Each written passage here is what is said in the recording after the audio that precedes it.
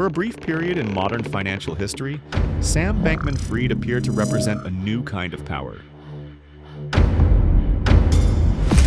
I'm very excited to introduce you to Sam Bankman-Fried. He was young, openly awkward, visibly indifferent to luxury, and fluent in the language of math, probability, and moral philosophy. He did not sell himself as a traditional executive.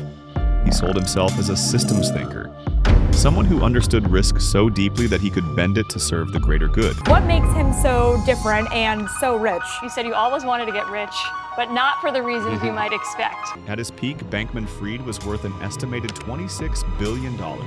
He controlled one of the largest cryptocurrency exchanges in the world. I was vaguely aware that that was how some wires were being sent in the first place.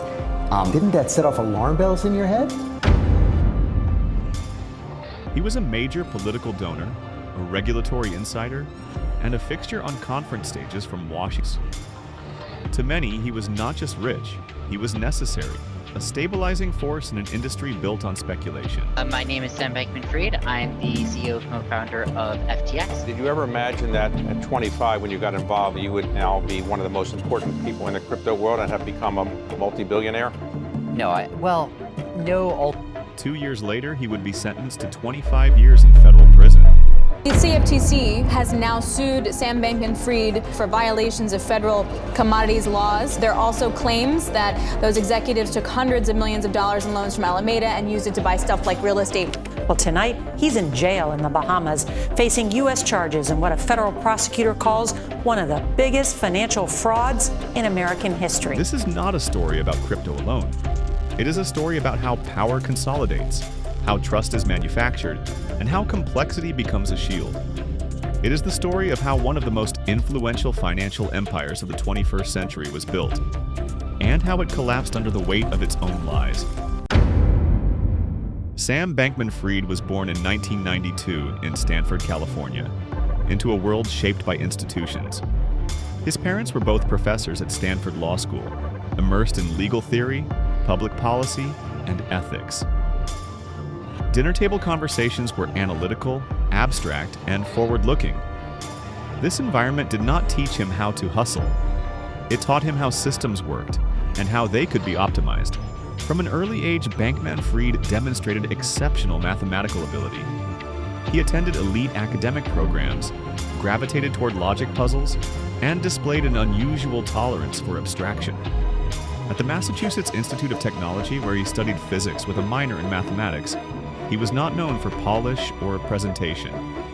He was known for speed, the ability to process information rapidly, and reduce complex problems to solvable components.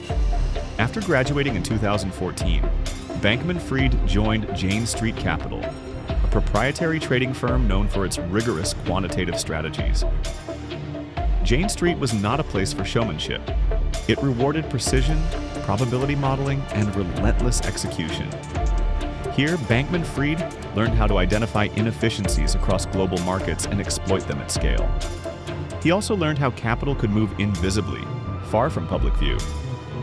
But traditional finance had limits. Cryptocurrency did not. In 2017, Bankman-Fried noticed something unusual while tracking Bitcoin prices across international exchanges.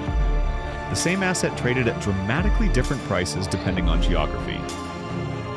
In South Korea, Bitcoin often sold at a substantial premium, sometimes tens of percentage points higher than in the United States or Japan. This discrepancy became known as the kimchi premium. To most observers, it was a curiosity. To Bankman-Fried, it was an opportunity. He left Jane Street and founded Alameda Research, a quantitative trading firm designed to exploit arbitrage opportunities in crypto markets. The strategy was straightforward. Buy low on one exchange, sell high on another, and pocket the difference. But the execution required speed, scale, and technical sophistication. Alameda succeeded almost immediately. According to Bankman-Fried, the firm sometimes generated millions of dollars in daily profit. Within months, it became one of the most powerful trading entities in the crypto ecosystem. Success bred confidence. Confidence bred ambition. By 2019, Bankman-Fried was no longer content trading on other platforms. FTX launched in 2019 as a cryptocurrency exchange tailored for professional traders. Unlike many early crypto platforms, FTX emphasized performance, reliability, and advanced financial instruments. It offered derivatives, leverage, and custom products that appealed to institutional-minded users.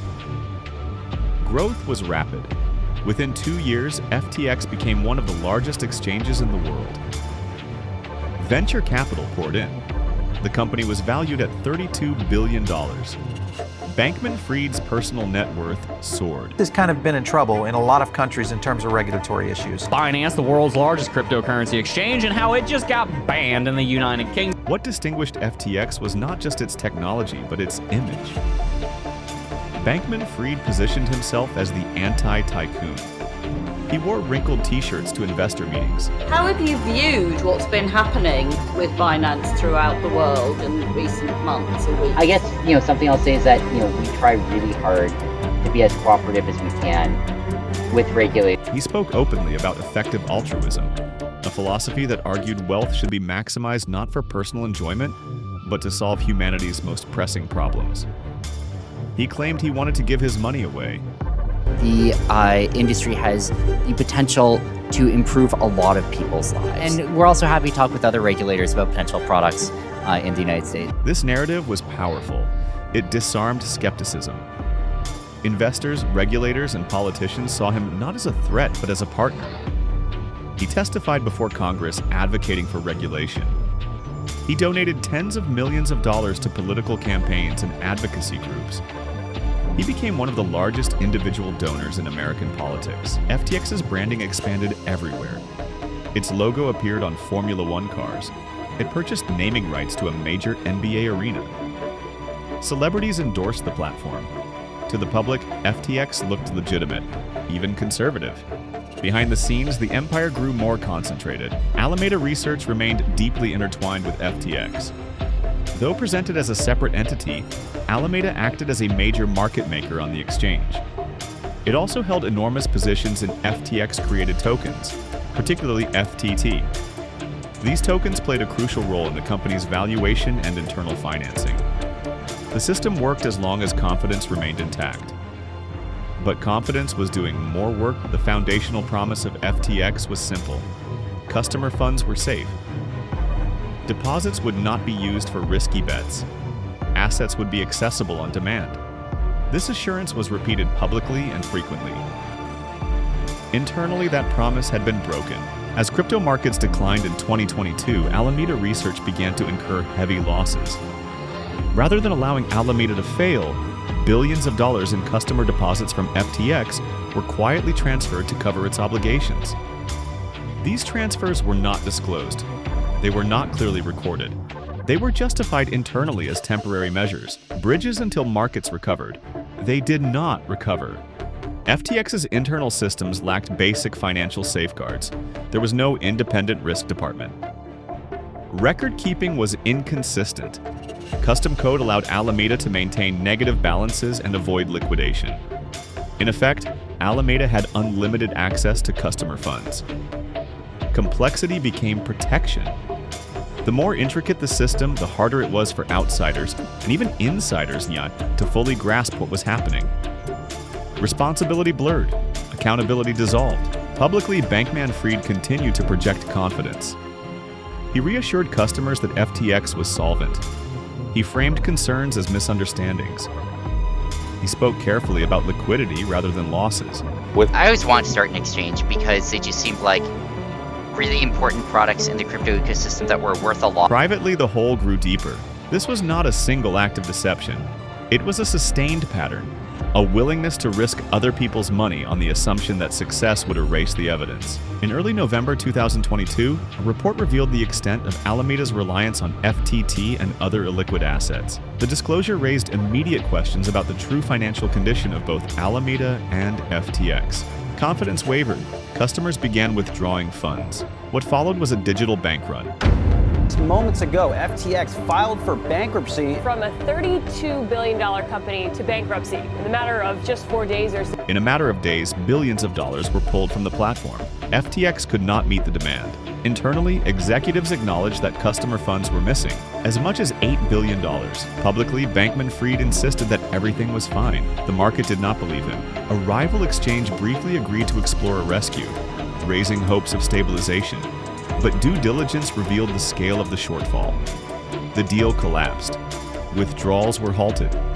On November 11, 2022, FTX filed for bankruptcy. Bankman-Fried resigned as CEO. His net worth collapsed almost overnight.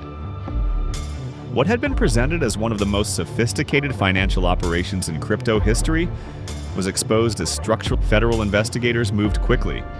Prosecutors alleged that Bankman-Fried had orchestrated one of the largest financial frauds in American history.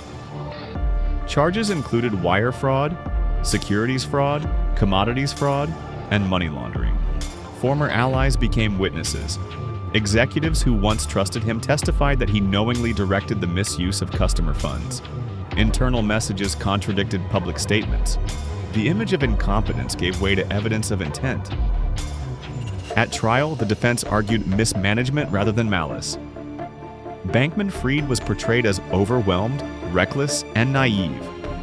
Prosecutors countered that he was calculating, aware, and willing to gamble with billions that did not belong to him. The jury deliberated briefly. In November 2023, Sam Bankman-Fried was convicted on all counts.